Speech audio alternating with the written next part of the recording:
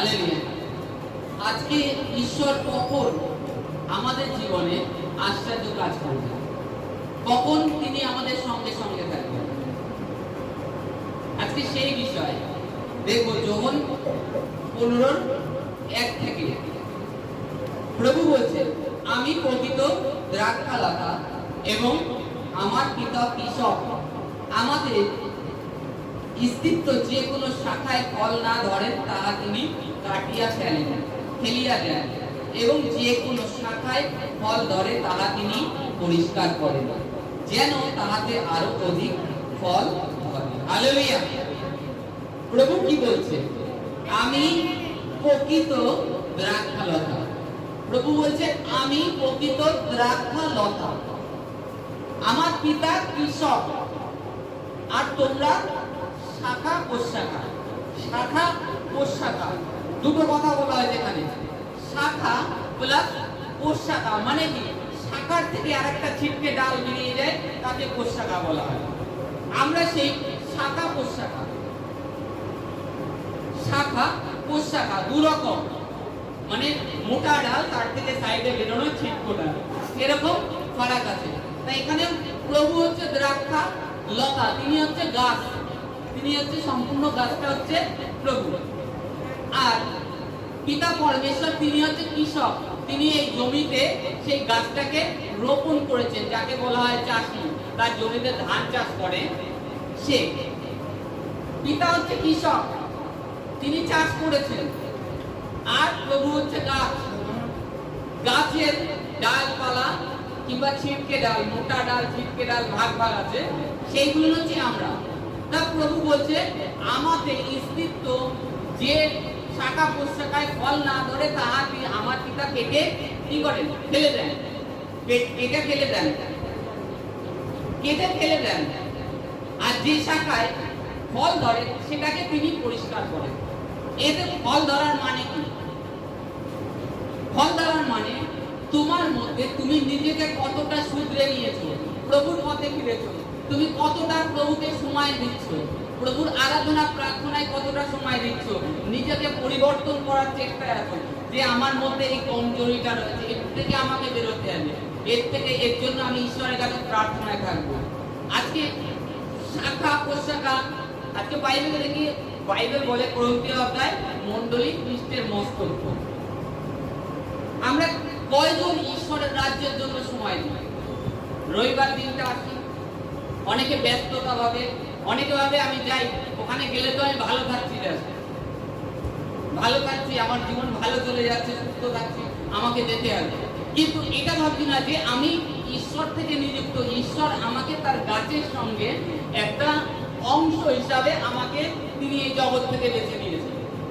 প্রভু হচ্ছে সেই গাছ, আমি তার একটা অংশ, মানে আমি যদি ছিটকে ডালও হই, সেই গাছের ডাল, সেই গাছের ডাল আমি।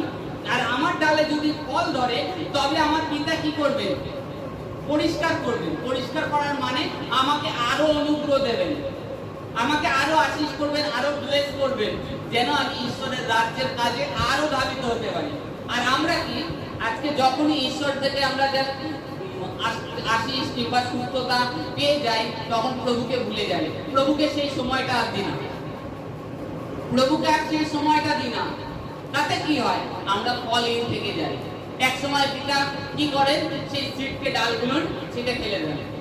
এই বলে তা না তোমাকে মেরে দেবে, তা না, তুমি ধীরে ধীরে তোমার হৃদয় থেকে, মণ্ডলীর থেকে তুমি দূর হয়ে যাবে, ঈশ্বরের থেকে দূর হয়ে যাবে।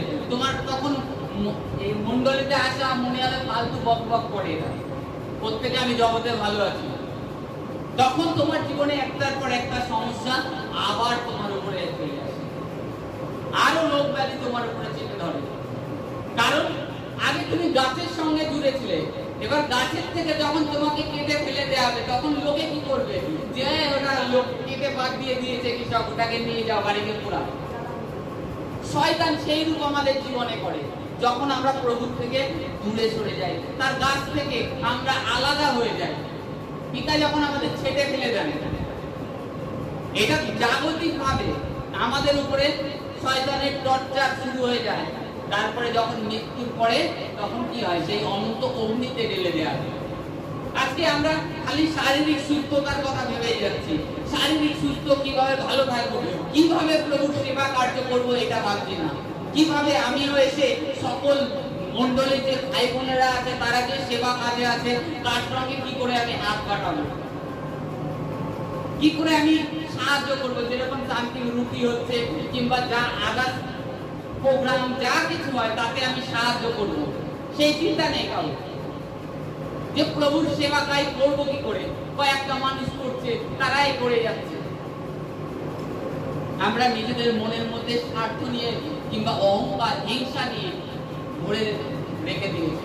এর জন্য আমরা কলিন থেকে যাই, বাইবেলে বলছে এর জন্য কলিন থেকে যাই, কারণ আমরা নিজেদেরকে পরিবর্তন করছি না, কারণ আমাদের মধ্যে সেই জগতের এখনো সেই অহংকার হিংসা থেকেই যাচ্ছে।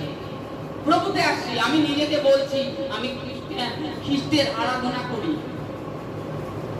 কিন্তু আমি নিজেকে আমার হৃদয়টাকে পরিষ্কার করছি না। তার জন্য প্রভু বলছে এখানে যে তোমরা যখন বিচারকর্তার সম্মুখে যাও তোমার ভাইয়ের বিরুদ্ধে অভিযোগ করতে, তখন প্রতিমধ্যে তোমরা নিজেদের মধ্যে মীমাংসা করে নাও। আমি আমার ভাইয়ের চোখে কুটা গাছটা দেখতে পাচ্ছি, নিজের চোখে বড় একটা কড়ি কাঠ রয়েছে, সেটা দেখছি না। আমি দেখছি আমার ভাই কিংবা আমার বোন ও হিংসা করে, ও নিন্দা করে, অথচ আমি যেগুলো পুষে রেখে দিয়েছি আমার হৃদয়ের মধ্যে সেটা আমি ক্লিয়ার করছি না। আমার ভাই বোনের অপরেরটা দেখে যাচ্ছে, এ আমাকে কি বললো আমি আর করবো না, আমি আর যাবো না মন্ডলীতে, এটাই আমরা দেখছি। কিন্তু নিজেকে আমরা পরীক্ষা করছি না, আমরা কতদূর প্রভুর মতো হয়েছি। বাইবেলে প্রভু বলছে তোমরা শিশুগণের ন্যায় হও। শিশুরা কেমন? তারা অশান্তি গন্ডগোল হয় তারা মিলে যায়, কিন্তু আমরা মিলছি না। আমরা দর্পণে স্পষ্ট দেখছি, পরিষ্কার ক্লিয়ার দেখছি না আমাদের মুখটাকে। তাই বলছে আগে নিজেকে পরীক্ষা করো, নিজে শুদ্ধ হও। আজকে কখন আমাদের মধ্যে ফল আসবে? যখন আমরা নিজেদেরকে শুদ্ধ করব, পবিত্র করব, তখনই আসবে। না আসবে না, ঈশ্বর অনুগ্রহ আমাকে দেবে না যতক্ষণ না আমি নিজেকে ধুয়ে পরিষ্কার করব। আমি খালি লোকের বিচার করছি, লোকের দিকে আঙুল তুলছি, আমি কি সেই কর্মটা করছি? আমি কি নিজে শুদ্ধ হয়েছি? সেটা কিন্তু আমি ফলো করছি না। তোমাকে ঈশ্বর কখন অনুগ্রহ দেবেন?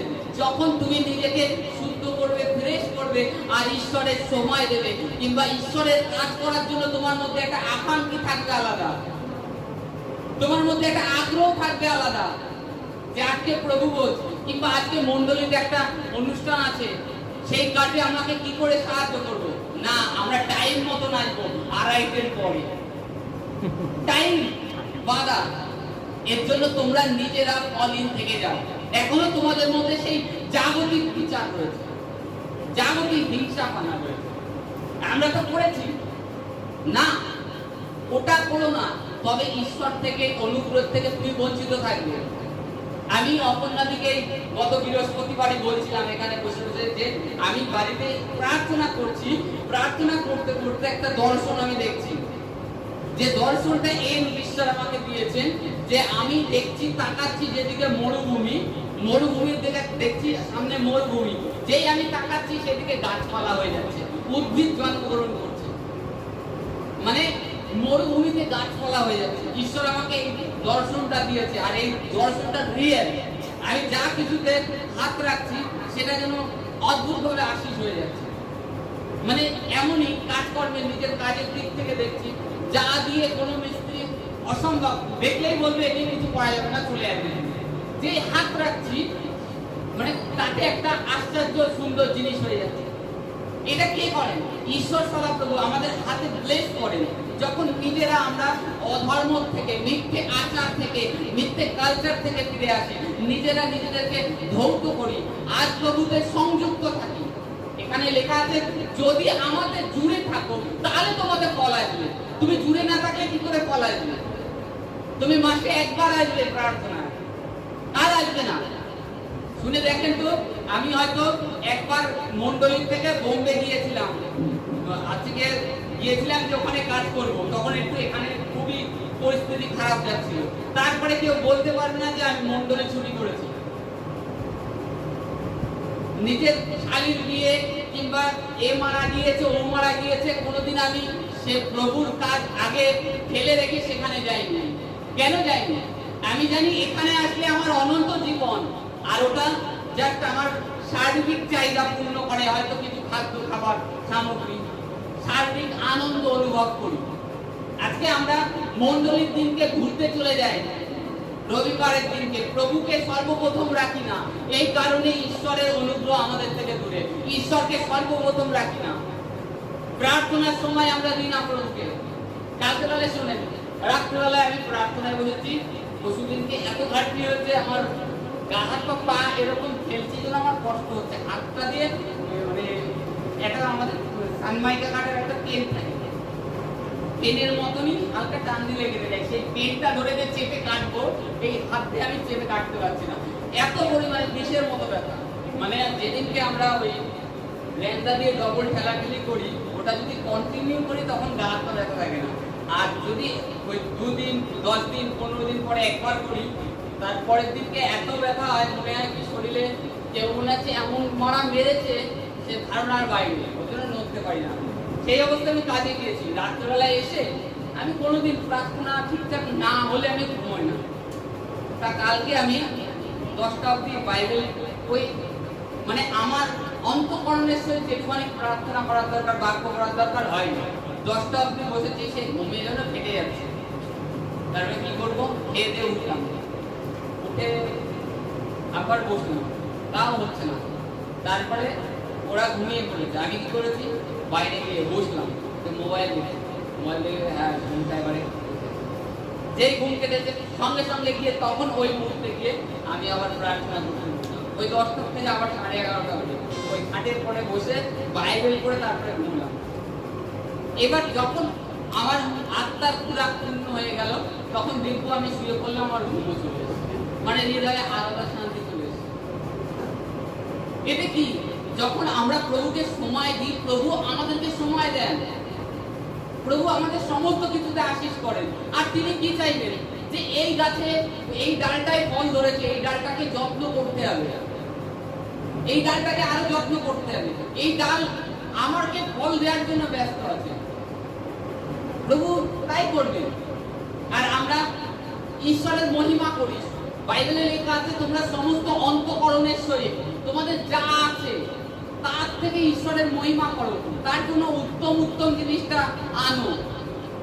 আর আমরা কি করি, কানা পোকা, বাইবেলে পুরাতন নিয়মে বলছে, কানা পোকা অচল নিয়ে আসে প্রভুর স্থানে। আরে তোমার কাছে এক সিটি থাকুক, কিন্তু সেটা যেন চল হয়, এইরূপ ঈশ্বরের কাছে নিয়ে আসো। তবেই তো ঈশ্বর দেখবে যে এ আমার জন্য ভাবে, এর কাছে এক সিটি আছে, তার সত্ত্বেও এ আমার চরণে শোকে দিয়েছে অন্তঃকরণের সহিত। তখন তোমাদের ফল আসবে, তখন তোমাদের ফল আসবে, নাই কোনোদিন ফল আসবে না। আজকে আমাদেরকে নিজেদেরকে পরিষ্কার করতে হবে, নিজেদেরকে ধৌত করতে হবে, নিজেদেরকে আগে পরীক্ষা করতে হবে। আমি কি প্রভুর সম্মুখে সময় দিতে পারছি? আমি কি প্রভুকে তার রাজ্যের চিন্তা করছি আমি, না আমি খালি শারীরিক জীবন নিয়ে আমি ভাবছি? বাস্তবিক হয়তো আমার ব্যাংক অ্যাকাউন্ট আছে 3, 4, 5টা, কিন্তু আজও বলতে পারে না কেউ আমার নিজের একটা LIC পলিসি আছে, কিংবা ব্যাংকে অনেক টাকা আছে, আমার কিছু নেই। কিন্তু তা সত্ত্বেও আমার ভাবনা নেই। কেন ভাবনা নেই জানেন? যে আমি জানি যে ঈশ্বর এই পৃথিবীতে আমাকে পাঠিয়েছে, সেই ঈশ্বর আমার জন্য কিছু না কিছু ব্যবস্থা করে রেখেছে। তা আমি ভেবে কি করব? আমি ভেবে আমার মাথার চুলটা সেটাকে সাদা অথবা কালো করতে পারি না, আমার বয়স 1 হাত বৃদ্ধি করতে পারি না, কিংবা 1 দিন বাড়াতে পারি না। তা আমি ভেবে কি করব? প্রভু যখন দেবার সময় হবে, তিনি যখন আমাকে অনুগ্রহ দেবেন, তখন অলরেডি আমার ব্যাংক অ্যাকাউন্টে থাকবে, সমস্ত কিছু ভরে যাবে। কারণ প্রভুর আশীষ প্রয়োজন, প্রভুর আশীষ ভিন্ন কেউ কিছু করতে পারেনি এই জীবনে। আর সে যদি করেও থাকে, চুরি, চেঁচড়ামি, মন্দ কর্ম, মন্দে কর্মের মাধ্যমে। আজকে আমাদেরকে প্রভুতে জুড়ে থাকতে হবে। সমস্যা, শয়তানের কাজ কি আপনার জীবনে? সে সমস্যা দেবে, আপনার মধ্যে হিংসা, ক্রোধ, অহংকার সৃষ্টি করবে। কারণ শয়তান কখনো ভালো চায়নি, চাবেও না। স্বয়ং প্রভু যিশুকে ক্রুশে দিয়ে আনন্দ করছিল যে সে জয়ী হয়ে গেছে, কিন্তু সে পরে যখন প্রভু জীবিত হলো, সে দেখছে আমার মতন বোকামি আর পৃথিবীতে কেউ করেনি, আমার মতন বোকামি কেউ করেনি। অতএব আমাদেরকে অন্তঃকরণের সহিত, বিশ্বাসের সহিত, খালি আমরা শারীরিক সুস্থতার জন্য নয়, প্রভুর কাজের জন্য যদি আরো আগে বাড়ি, তাহলে প্রভু আমাদেরকে কি করে, আমাদের ডালে তখন ফল আসবে। আর পিতা পরমেশ্বর কি করবে, সেই ডালটাকে সুন্দরভাবে তাতে যে লতা পাতা যা কিছু জড়িয়ে থাকে সেই সমস্ত কিছু সেটে পরিষ্কার করবে, তোমাকে যত্ন নেবে আলাদাভাবে। গতকালকে এক বাড়িতে গেলাম, গাছটা এইটুখানি, এরকম একটা জামরুল গাছ, বেশ অনেকগুলো জামরুল হয়েছে। তা ওই বাড়ির মালিকটা কি করেছে জানেন, পিঁপড়ে উঠে উঠে ওই জামরুলগুলো খেয়ে যাচ্ছে, কিংবা পাখি এসে ঠুকরাচ্ছে।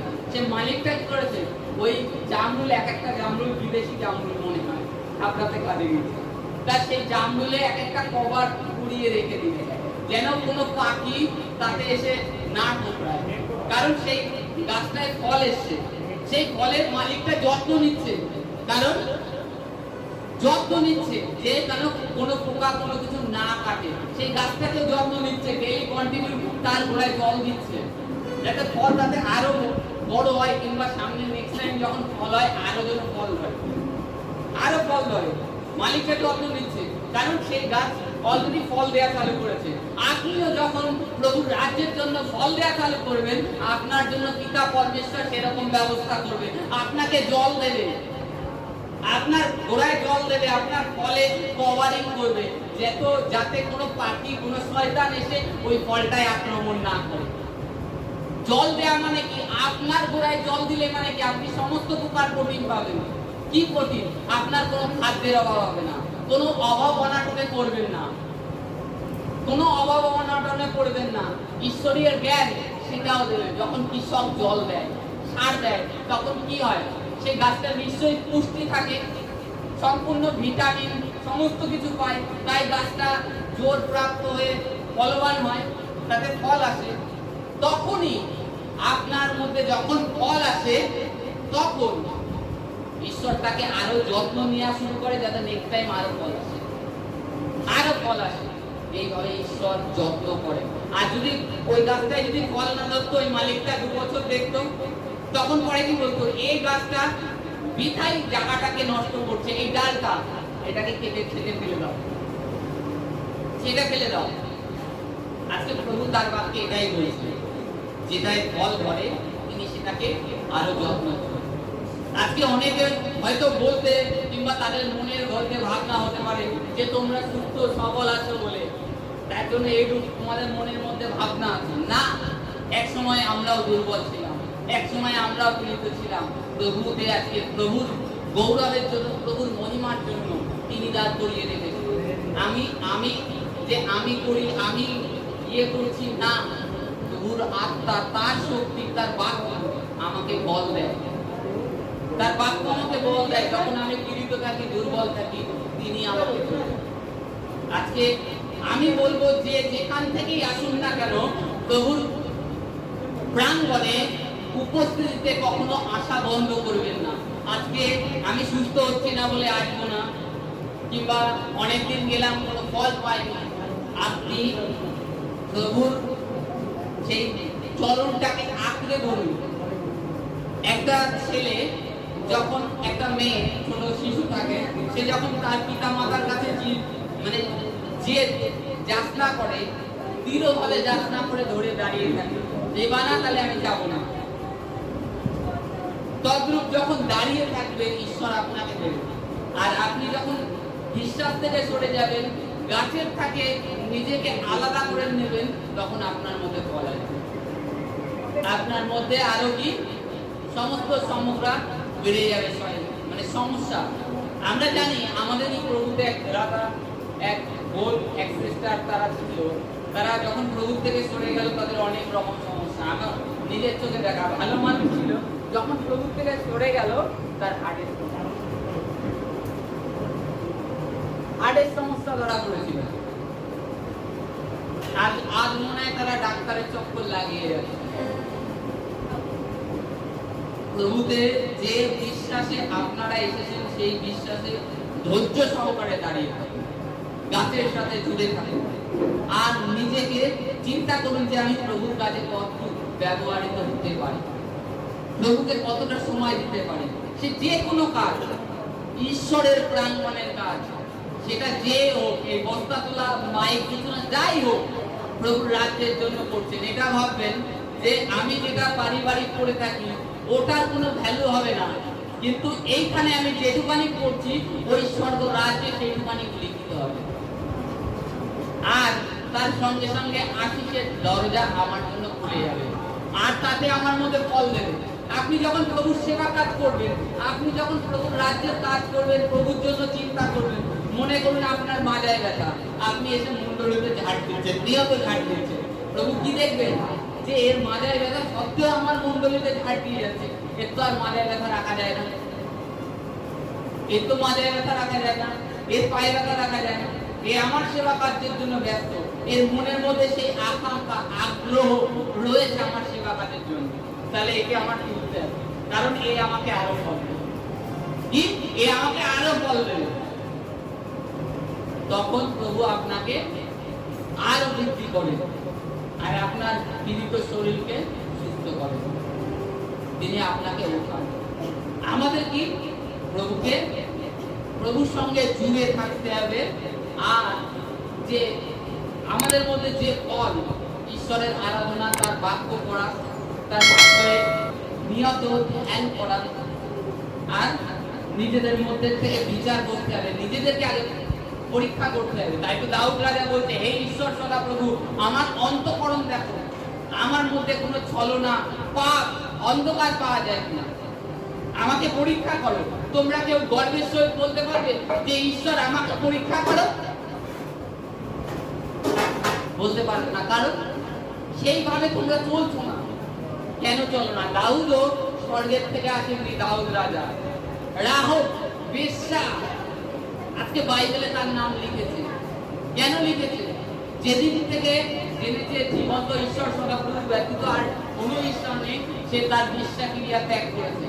আজকে আমরা জানি এই রাহব বেশ্যা, তারপরে রুথ একটা মোয়াবী স্ত্রী। মোয়াবী স্ত্রীরা কি ছিল জানি? মোয়াব কোথা থেকে উৎপন্ন হয়েছিল? পিতা কন্যার সাথে সম্পর্কের মাধ্যমে যে পুত্র জন্মেছিল সেইটাকে মোয়াব বলা হতো। মোয়াব, লোট আর তার বড় মেয়ে, সেই সম্পর্কের বিষয় আমরা জানি। সেই মোয়াবী থেকে রুথ এসেছে, তার আগে রাহব বেশ্যা এসেছে, আজকে তাদের নাম উল্লেখ আছে। আজকে রাহব বেশ্যার থেকে তারপরে দাউদ রাজা যে পাপ করেছিল, উরিম সেনাপতির স্ত্রী, তাকে বিয়ে করেছিল, তার থেকে সেই যীশু খ্রিস্টের গোত্র এসেছে, যীশু খ্রিস্ট এসেছে তাদের বংশের মাধ্যম থেকে।